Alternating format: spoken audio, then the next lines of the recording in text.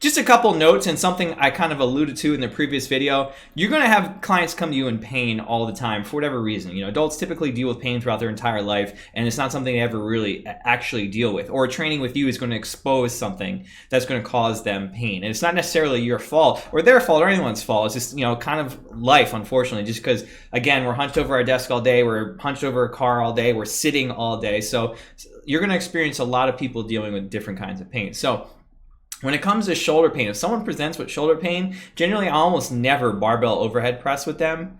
And even like dumbbell overhead pressing can be an issue for some people. So one thing you can do is just do one arm, like one dumbbell, one kettlebell overhead press. That can sometimes be enough, that can give enough clearance that it allows them to train pain-free. And also kind of something else to note too, if someone has pain and in their shoulder and you want to overhead press with them, pressing with a kettlebell may be a better option, because since the kettlebell is hanging off the back of your wrist, it's kind of pulling your shoulder into an external rotation, which just basically turns the muscles in the rotator cuff on the shoulder on automatically, because they're trying to provide some stability. So it automatically stabilizes your shoulder a little bit more, which again can also be pain-free.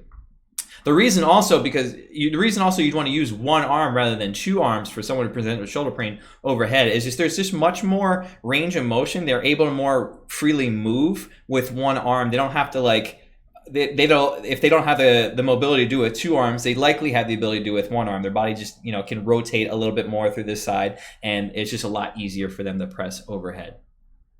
Just another idea too, if someone does present with shoulder pain going overhead and you try dumbbell, one arm kettlebell, one other thing that you can try is just a bottoms up kettlebell press, because this is a really light modality and they're forced to really slow things down, and they have to kind of stabilize the weight as it's going up. So that's another really good option to help people start getting back overhead pain-free.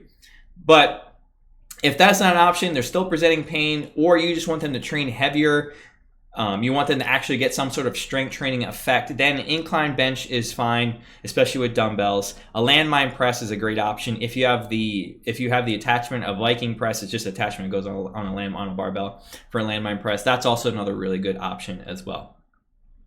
Likewise, you're going to have a lot of people dealing with knee pain. You know, tons and tons of adults have knee pain for various different reasons.